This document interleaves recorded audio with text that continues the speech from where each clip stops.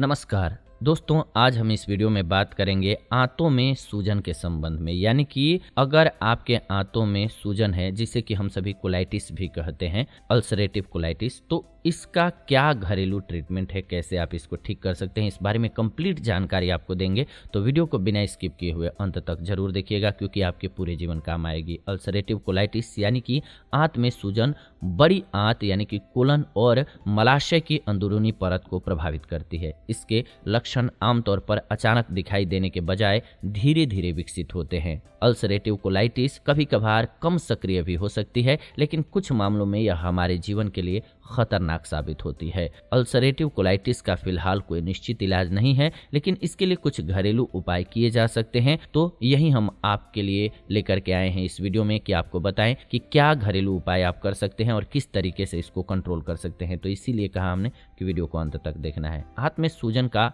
उपाय है पर्याप्त मात्रा में पानी पीना। जी हाँ, सबसे पहला ये उपाय है। जिन लोगों में आईबीडी की समस्या होती है, उन्हें डिहाइड्रेशन होने का खतरा अधिक होता है। जब आईडीबी के कारण डायरिया हो जाता है तो शरीर में हाइड्रेशन यानी कि पर्याप्त पानी की मौजूदगी और इलेक्ट्रोलाइट्स का लॉस होता है, यानी कि नुकसान होता है। इसीलिए पानी या हर्बल चाय जैसी चीजों का पर्याप्त मात्रा में सेवन करते हुए आप शरीर में इलेक्ट्रोलाइट्स और हाइड्रेशन के स्तर को संतुलित रख सकते हैं, जो कि आपके लिए बेहतर रहेगा। आंत में सूजन के मरीजों के साथ सबसे बड़ी समस्या ये होती है कि वो बहुत जल्द डिहाइड्रेटेड हो जाते हैं, यानी उनके शरीर में पानी की कमी बहुत जल्दी हो जाती है। ऐसा इसलिए होता है क्योंकि डायरिया हो जाने के कारण उनके शरीर से पानी बहुत तेजी से निकल जाता है, जिसके कारण यह बहुत जरूरी हो जाता है कि मरीज को फिर से हाइड्रेटेड किया जाए। इसीलिए जब हम आंत की समस्याओं से परेशान होते हैं तो शरीर में पानी की कमी जैसी समस्या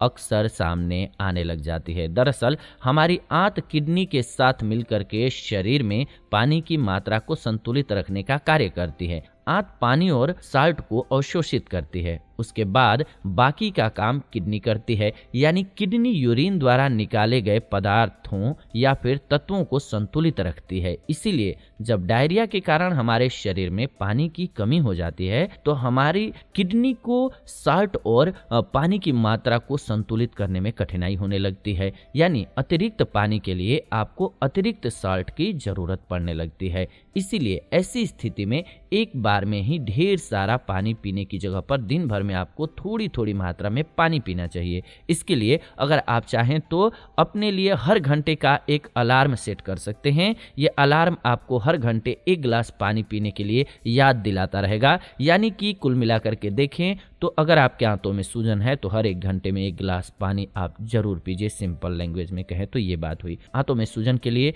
बेहतरीन एक घरेलू उपाय और है, वो है ग्रीन टी। जी हाँ, ग्रीन टी बहुत फायदेमंद होता है। यह अपने आप में औषधीय गुणों की खान होता है। इसके गुणों की वजह से ही लोग इसे सुपर फूड कहते हैं। यह न सिर्फ वजन घटाने के लिए काम आती है, बल्कि एंटीऑक्सीडेंट भी इसमें भरपूर मात्रा में होता है। एंटीऑक्सीडेंट होने के कारण यह कई तरह की बीमारियों को जड़ से मिटाने में काम आती है। तो इसको कैसे आप तैयार करेंगे और कैसे इस्तेमाल करेंगे ग्रीन टी को? तो ग्रीन टी को किसी ग्लास में पानी लेकर के आप तैयार कर लीजिए। इसके बाद आपको इसका सेवन करना है। कैसे कार्य करता है ये? तो ग्रीन टी एंटीऑक्सीडेंट से भरपूर होता है। एंटीऑक्सीडेंट होने के कारण ये कई तरह की बीमारियों को देसी रूप से खत्म करता है। जैसा कि हमने आपको बताया कि आंत में सूजन होने के कारण बार बार दस्त होने के चलते डायरिया हो जाता है, तो इससे छोटी आंत और कोलन में सूजन आ जाती है। ग्रीन टी एंटी इन्फ्लेमेटरी होती है, ये आपको पता है। तो इसके कारण यह आंत की सूजन के मरीजों के लिए बहुत फायदेमंद हो जाती है। चूंकि ग्रीन टी आंत में सूजन और कोलन कैंसर को रोकने का कारण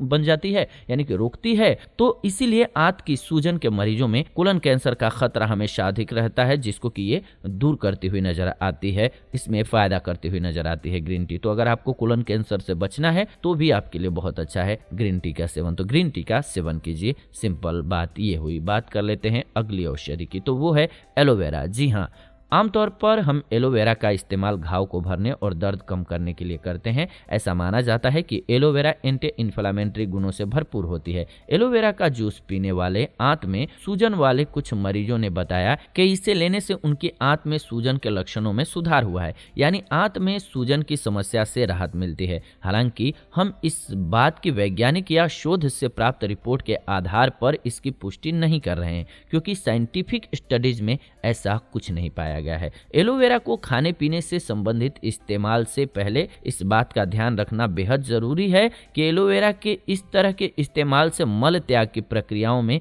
समस्या आ सकती है। हालांकि इसमें रोग प्रतिरोधक गुण कमाल का होता है, यह फायदा करता है। कम मात्रा में लेते हैं तो ज्यादा मात्रा में नहीं लीजिएगा। बात कर लेते हैं अब आंतों की सूजन को दूर करने के लिए प्रोटीन का कैसे प्रयोग करेंगे। हमारे शरीर में प्रोटीन का बहुत बड़ा महत्व होता है। प्रोटीन हमारी आंत के डैमेज्ड जो टिश्यूज होते हैं, यानी कि घायल जो ऊतक होते हैं, उनको ठीक करने का कार्य करती है। तो ऐसे में आंत से संबंधित समस्याओं के लिए प्रोटीन बहुत फायदेमंद होता है। इसीलिए आंत की सूजन वाले मरीजों को प्रोटीन से भरपूर खाद्य पदार्थों का भरपूर मात्रा में सेवन करना चाहिए। यानी कि मरीजों को हर वो चीज़ का सेवन करना चाहिए जिसमें कि भरपूर मात्रा में प्रोटीन पाया जाता हो। ऐसे मरीजों को बहुत अधिक तली भुनी या फिर मसालेदार चीज़ों का सेवन नहीं करना चाहिए, इससे उनके लिए परेशानी बढ़ सकती है। अगर आपको लैक्टोज असहिष्णुता की समस्या नहीं है तो अपने खाने की सब्जियों में पनीर, सलाद और चटनी में थोड़ा सा चीज इस्तेमाल कीजिए। इससे अच्छी मात्रा में कैल्शियम मिलेगा जो आपकी हड्डियों को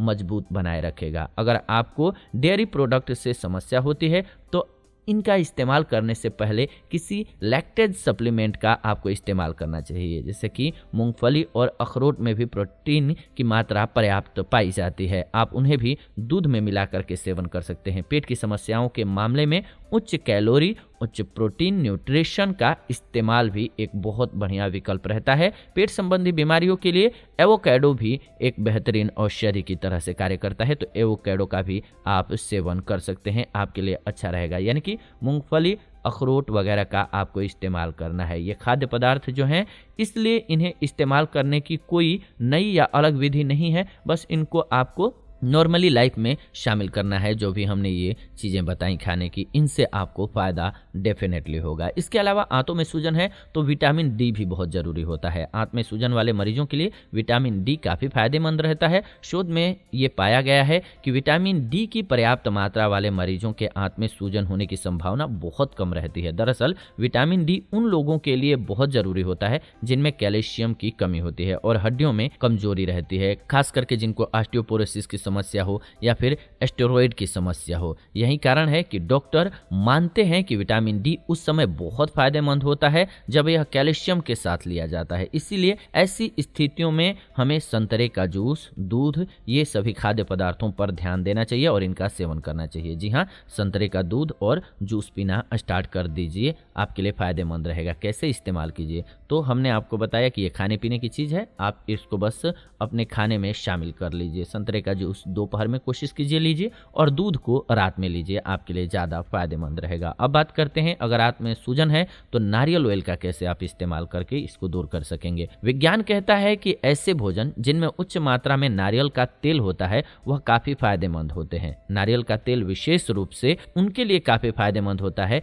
जिन्हें आंत में सूजन की समस्या होती है। आंत में सूजन आपके शरीर को कई तरह से परेशान करती है। 20 साल की उम्र से अधिक लोगों को, जिनकी यानी कि उम्र 20 साल से अधिक है, क्रोन्स बीमारी होना कोई नई बात नहीं है। इसमें आंत में सूजन, ऐंठन, पेट में दर्द होना, दस्त होना, वजन घटना और एनीमिया जैसे समानांतर समस्याएं नजर आने लगती हैं। रोचक बात यह है कि वैज्ञानिकों ने पाया है कि नारियल के इस्तेमाल से आंत की समस्या से राहत मिलती है। यहाँ तक कि थोड़ी सी मात्रा में भी इसका फैट का सेवन करने से बहुत तेजी से आपको फायदा मिल जाता है। तो नारियल के तेल का आप इस्तेमाल कीजिए। अगर आंतों में सूजन है तो आपको फायदा होगा। आप उससे खाने को तड़का लगा सकते हैं, यानी कि आपको खाने में शामिल करना है, फायदा होगा। आंत में सूजन के लिए कैल्शियम का इस्तेमाल भी बहुत जरूरी है। कुछ ऐसे न्यूट्रिएंट्स होते हैं जो स्वास्थ्य को बेहतर बनाए रखते हैं। एलोवेरा, एल-ग्लूटामीन और प्रोबायोटिक्स स्वास्थ्य को बेहतर रखने के लिए अच्छे विकल्प होते हैं। एलोवेरा सूजन कम करने का कार्य करता है। एल-ग्लूटामीन आंत की परत को ठीक बनाए रखने का कार्य करता है। आईबीडी के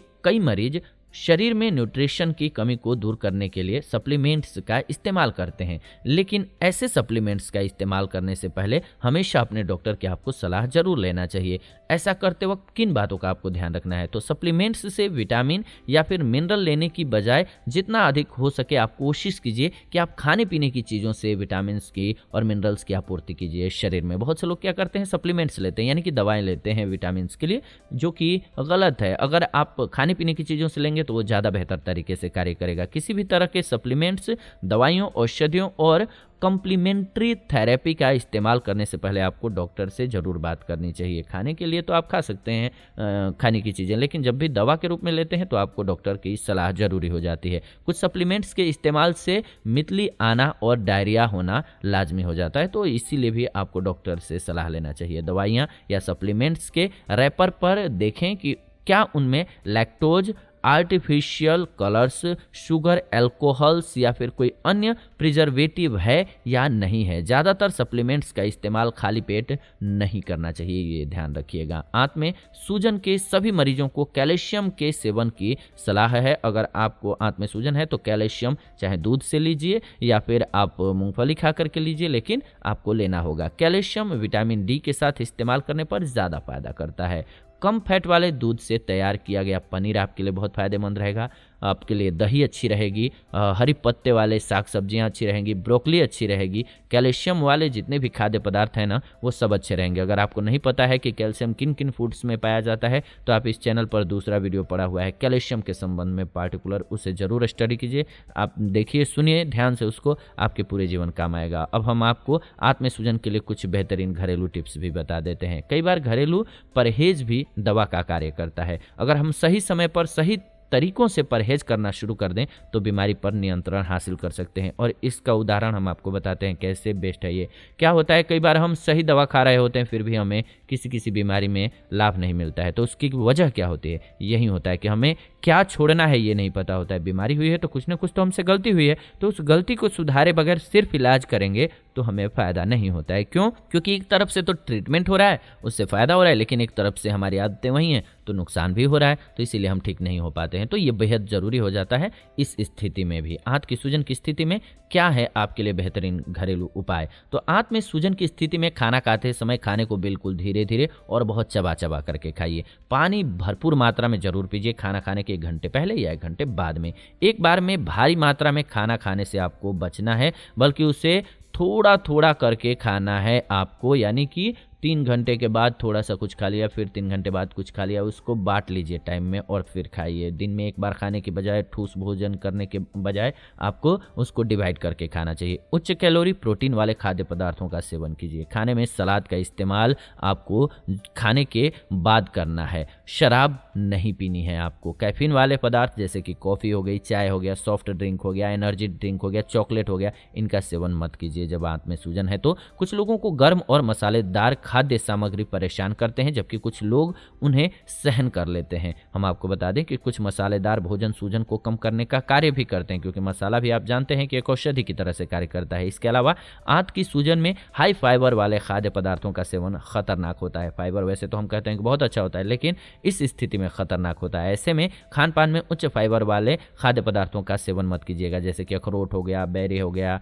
इसके अलावा स्ट्रॉबेरी जैसे फल हो गए, तिल के बीज हो गए, मक्के हो गए, जो मोटे अनाज होते हैं, आलू, बैंगन, टमाटर, खीरा, इन सभी को इस स्थिति में आपको अवॉइड करना चाहिए, नहीं तो आपकी परेशानी बढ़ सकती है। तो आंतों के सूजन के संबंध में आई थिंक आपको कंप्लीटली जानकारी मिल गई है कि आपको क्या खाना है, नहीं खाना है। और ये सिर्फ और सिर्फ आंतों में सूजन है तभी नहीं, आंतों को बेहतर रखना है तब भी आपको करना चाहिए। बीच बीच में आपको डेफिनेटली फ़ायदा होगा। उम्मीद है आपके ये वीडियो जीवन भर काम आएगी, और यही हमारा प्रयास रहता है इस चैनल के माध्यम से कि आप सभी के लिए बेस्ट वीडियो लेकर के आएँ, जिससे कि आपको अच्छी जानकारी मिल सके। आप ये वीडियो देख रहे हैं जीवन जीने की कला चैनल के माध्यम से। दोस्तों, आप सभी से रिक्वेस्ट है कि प्लीज़ वीडियो को लाइक कर दीजिए, शेयर कर दीजिए व्हाट्सएप पे, फेसबुक पे, ताकि सभी को वीडियो मिल सके। और मुझे खुशी मिलती है जब भी आप वीडियो को लाइक, शेयर और कमेंट करते हैं। तो फिलहाल आज के इस वीडियो को इतना ही रखते हैं। वीडियो को अंत तक देखा आपने, इसलिए दिल से धन्यवाद। कमेंट करके आप जरूर बताइए कि वीडियो कैसी लगी। आपका कमेंट हमारे लिए बेहद वैल्यूएबल होता है। फिलहाल विदा लेते हैं इस वीडियो से, जुड़ेंगे नई वीडियो में। तब तक आप सभी खुश रहें, आनंदित रहें।